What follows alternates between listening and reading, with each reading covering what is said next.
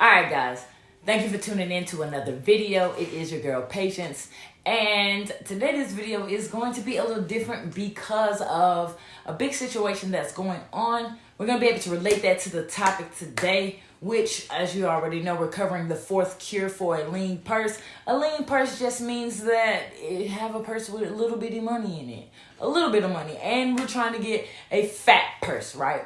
So we're trying to get more money. So this is going to line up with this today. So this is why I titled this, Tasha K forgot, but Cardi B did not. So if you've been living under a rock, you know, you don't know. So let me tell you.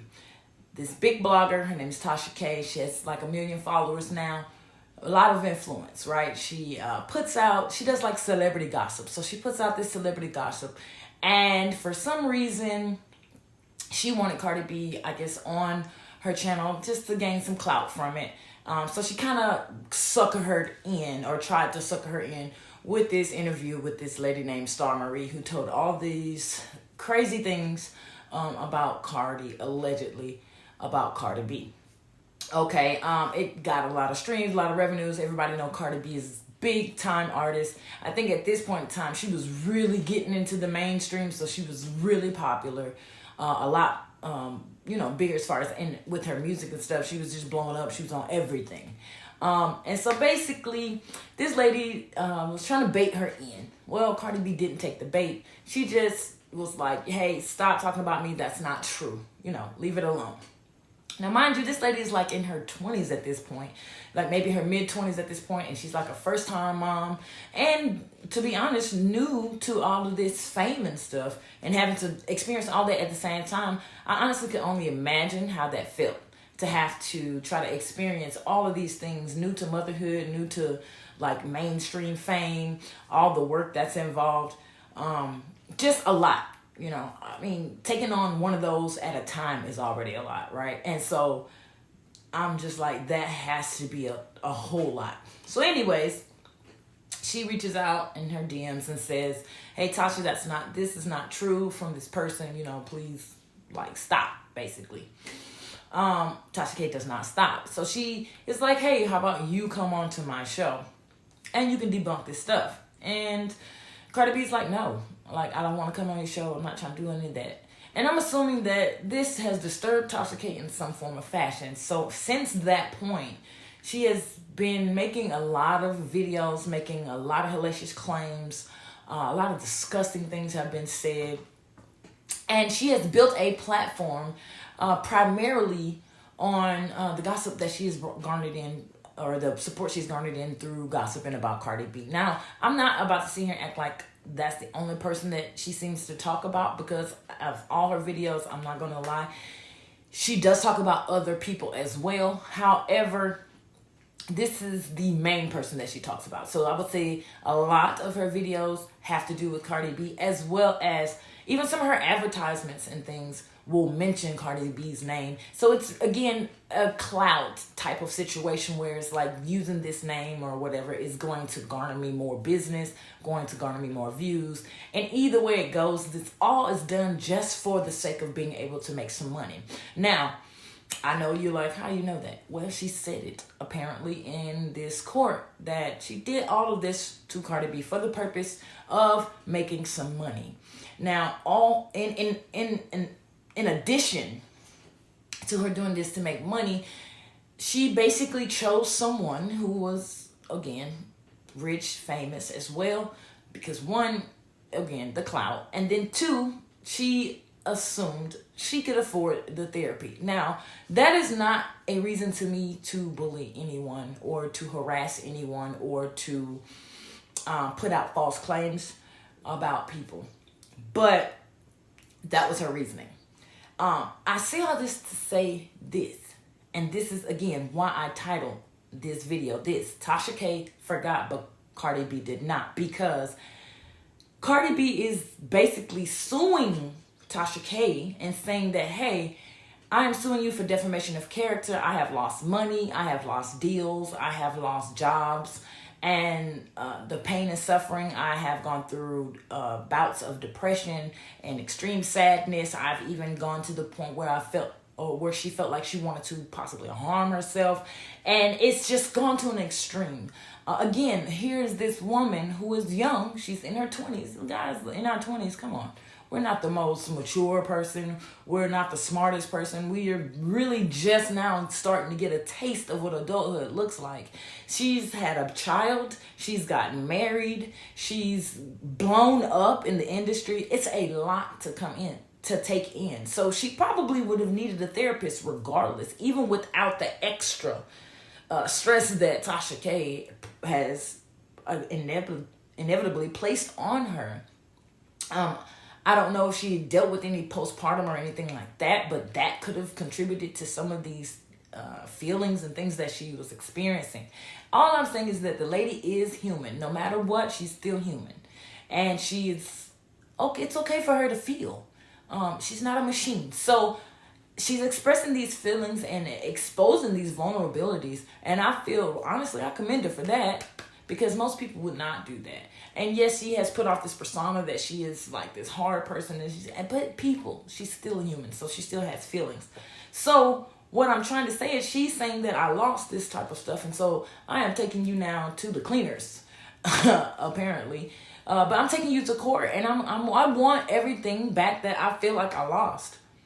And even when it comes to suffering and pain and suffering and any damages of that, I want to be compensated for that as well. The reason I said that Tasha K forgot is because, again, all of these videos were made in an effort to make money, for her to fatten her purse.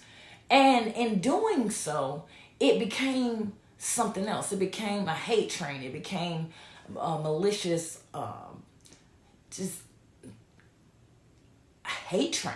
I mean, that's the best way I can put it, because there are so many videos and so many violent things were said in these videos. And like I said, that the way that she tied Cardi B in with even some of the products and things that were promoted on the videos and during the videos, it just really didn't sit well with me and a lot of others as well, and of course Cardi B.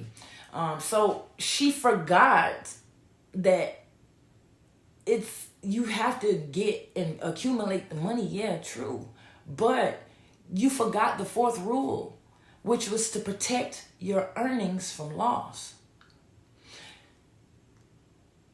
And that's what we're going to discuss today. So the fourth rule, protect thy earnings from loss. Okay. Cardi B is in essence is doing that. She's protecting her earnings from loss by saying, you know what, I'm going to go through the law, the system, the judicial system. I'm going to use the judicial system to try to basically reimburse myself for all of the things that I've had to fork money out toward, as well as jobs and things, and things that has been affected because of this situation. And she's trying to get that money in. Now, all the while, she is, I'm sure, investing and doing other things like that, but she is protecting her money by doing this lawsuit, honestly. Because if she sat aside and let Tasha K make all this money off her and never said anything and just kept losing jobs and stuff, she would not be protecting what she earned. And she is her business. I mean, let's be clear, she's an entertainer. I've been looking at too many of those videos. She's an entertainer, and so therefore she is her business. So she has to protect what she has earned. Does that make any sense? So let's go over to the board, shall we? So in essence, what she forgot to do, what Tasha K forgot to do, is she forgot to protect what she earned. That is what she forgot to do. So she broke the fourth rule and the cure for a lean purse, which is to protect what you earn. It says, protect thy earnings from loss. She forgot to do that. And by her going out and literally putting out all of these hellacious things about this lady, she's gotten her to a point where she's about to lose out because she decided not to protect what she earns. So you cannot make the same mistake. You have got to protect what you earn. Okay? Guard thy treasure from loss. It says to guard thy treasure with a firmness. Okay? With a firmness. Let's see if I can wipe that out. With a firmness. And the reason you have to guard you guard your money with a firmness. Now, does that mean that you never do anything because you want to accumulate money? No. Does that mean that you can't spend money on or use money on something that you like, that makes you happy, that brings some happiness to your life? No, it doesn't mean. It says with a firmness. Like when I shake someone's hand, there's a firm handshake, and then there's squeezing my hand and trying to kill me. That's different. Okay, you don't have to, when you give that handshake, it's just firm, just to let people know that, hey, I'm serious. I'm to be taken serious, and not lightly. But I'm not squeezing that person's hand and making them like bow down. Why? Because that's overbearing. So you don't want to be overbearing with your money, but you want to guard it with a firmness. You want to protect it with a firmness. And the reason being is because if you can handle small amounts and you can learn how to protect small amounts, those small amounts will then turn into large amounts. And you will then know how to protect those larger amounts because you've gotten your practice along the way. Okay? So what I'm trying to say is, in this situation, Tasha K did not get her money overnight. No, she did not. But she did accumulate a lot of money really quickly in a really quick time. However, she did not get the education, the full education. And this is why I say everyone knows how to make money. Everyone knows you're supposed to save money. Even a lot of people know that you're supposed to put the money to work. But you have to also protect what you earn. Guard it from loss. And by her going on and doing what she did, yes, she did accumulate a lot of money, but now she's about to lose a lot of money that she accumulated, if not all or more than what she accumulated. A good nice chunk of what she accumulated by continuing to put these videos out here on this lady. Now she's getting sued. So what do you want to do to help guard this money? You have to keep yourself from temptation. I hope I spelled this right. You have to watch out for temptation. Watch out. Watch out for this. Okay? Watch out for temptations. Temptations. This could be opportunities. Have you ever noticed when you get a lot of money in your pocket, all of a sudden opportunities come about?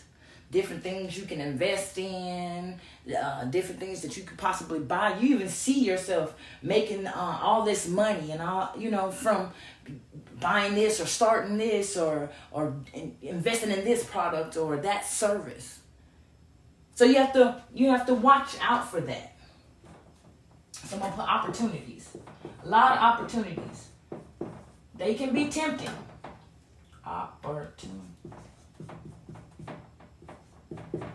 Those can be tempting. Opportunities can be tempting. But just because you have a lot of money doesn't mean you just jump head first into the first opportunity that comes your way because you feel that it's going to bring you a lot of money. Because if you do just hop on something without educating yourself, without consulting with wise counsel, without seeing, doing some type of apprenticeship or having a mentor, someone that can lead you and guide you along the way, then 9 times out of 10, you're probably going to lose.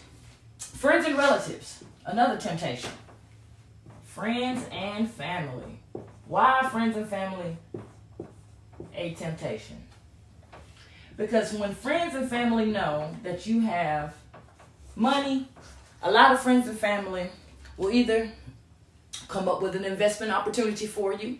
Maybe they're doing something that they are very interested in and they need the capital for you and they know you have it, so they may come to you and say, hey, I have this idea, I want to do this business and I can do this and I can do that and I can do that, I just don't have the money.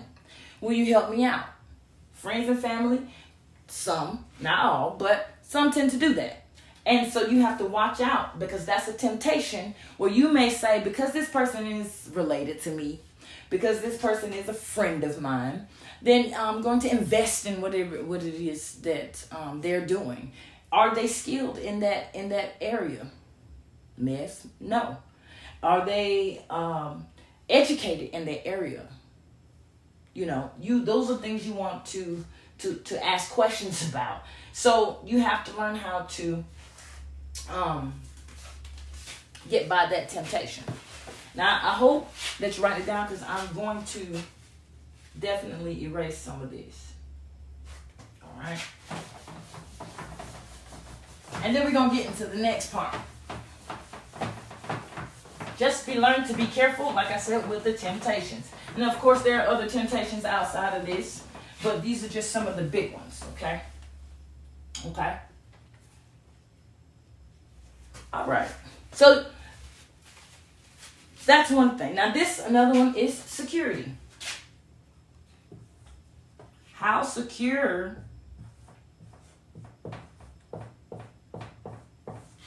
is your money? Are you securing this money? Y'all excuse my board. Are you securing this money? What is your security? Is it worth it? Is it worth it to lose it all? Is it worth it to lose all that you have saved? I mean, some people have saved this stuff all of their life. Years and years of saving. Is it all worth it for the temptation to... How secure is your money? How much risk do you have? Let's talk about risk. Because you don't want to lose it.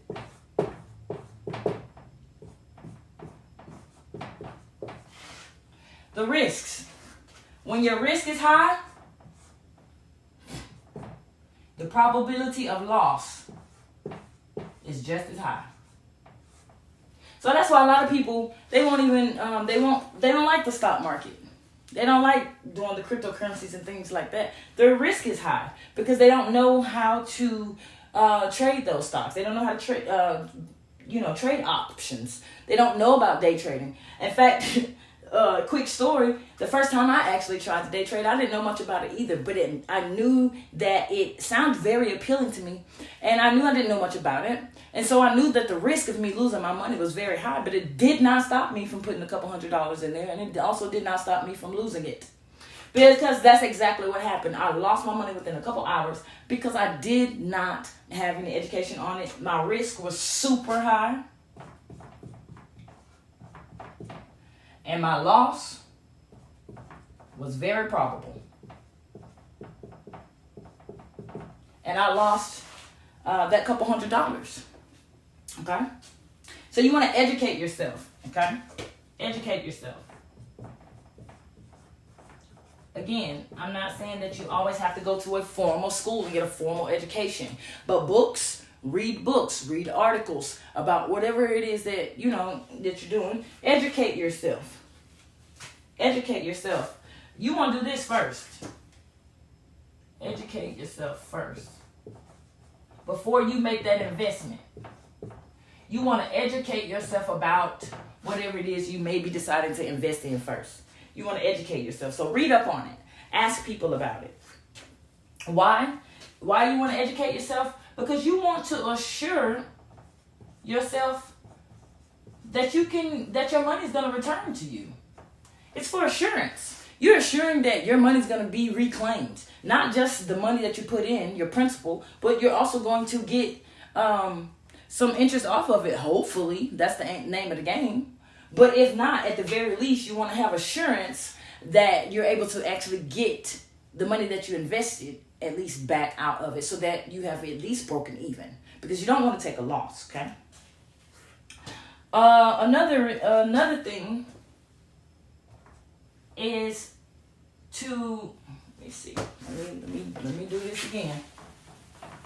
Another thing you want to do is you don't want to get so caught up in what it is that you're trying to get to, your goal. You don't want to get so caught up in the end game, at the end, with the end result of where you're trying to get to, that you lose focus and you end up investing in something that is you're uneducated in, but it's promising this big return, and then you end up losing it because of your own desires. You can't get so caught up in your own desires to get a bunch of money that to the point that now you are risking the security of the money that you have now earned.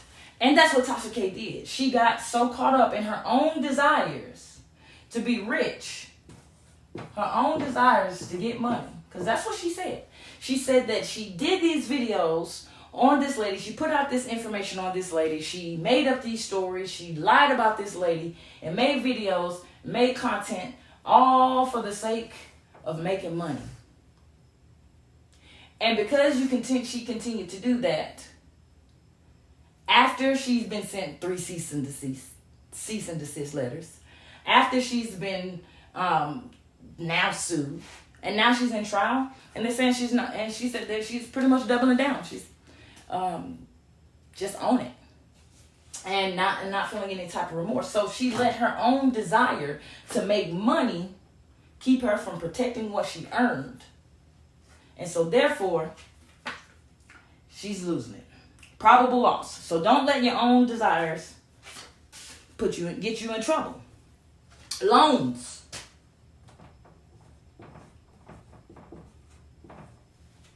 All right. Before you give out a loan to anybody, that's friends, family, strangers, it doesn't matter. You need to first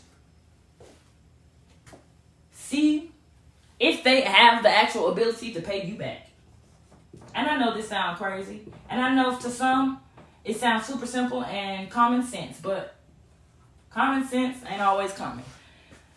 Their ability to pay. Before you give anybody money, I don't care who they are, friend, family, or stranger.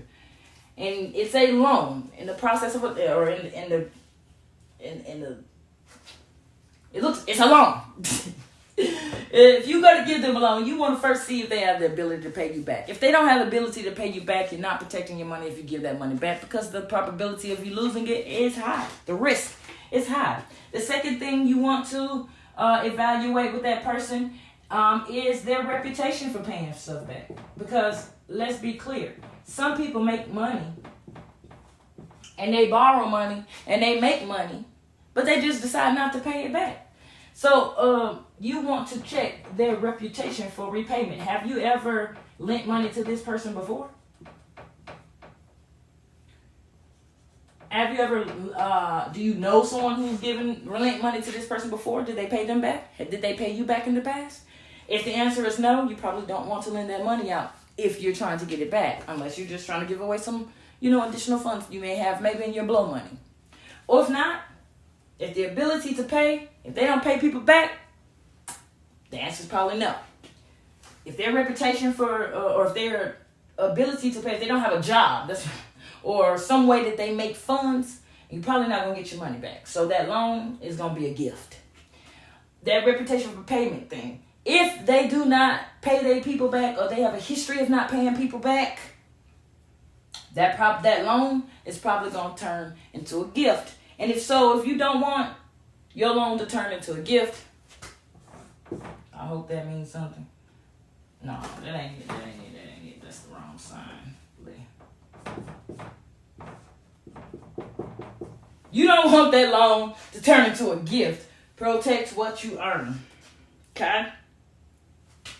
Now, if you're going to do investments, which I do strongly encourage everyone to find something to invest in, I don't care what that is. It's going to help you out when you get older. But the first thing you want to do is research the pros and cons. Okay? You want to research. Like I keep saying, I keep stressing, educate yourself. You want to research the pros and cons.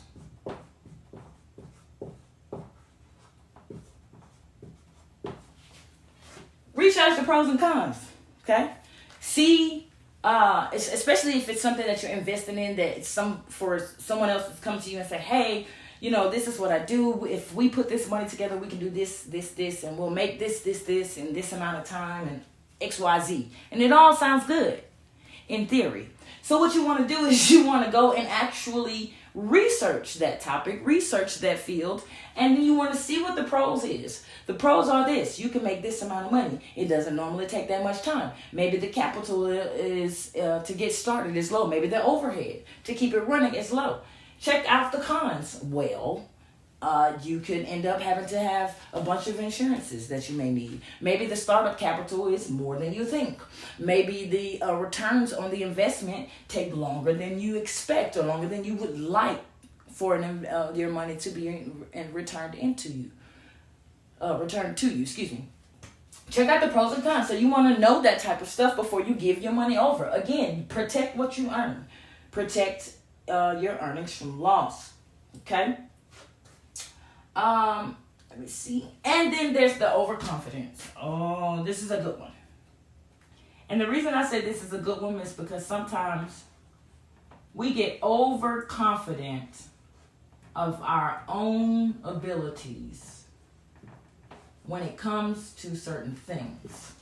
And that goes back to being careful that you're not doing something just based off of your own desires to make money, because we get overconfident.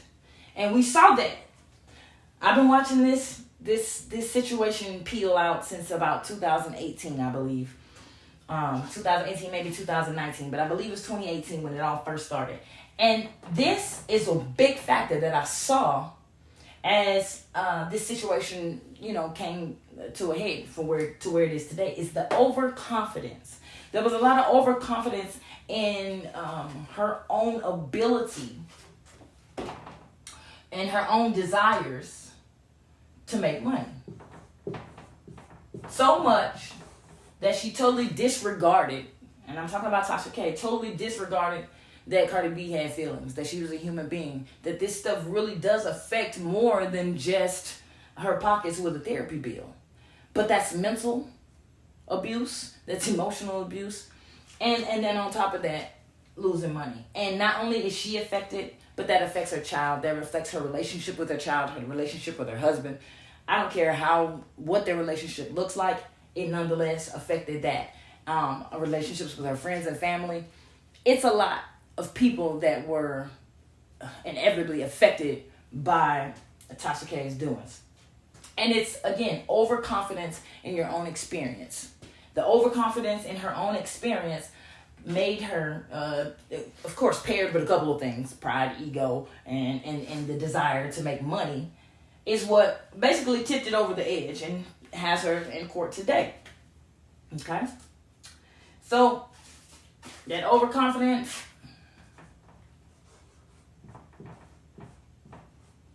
that's a big risk. Overconfidence in overconfidence in your own abilities. Seek counsel, research, ask people, seek advice. She should have sought some advice. Tasha K should have definitely sought some advice. All right. So that is pretty much overall the gist of it all. Okay.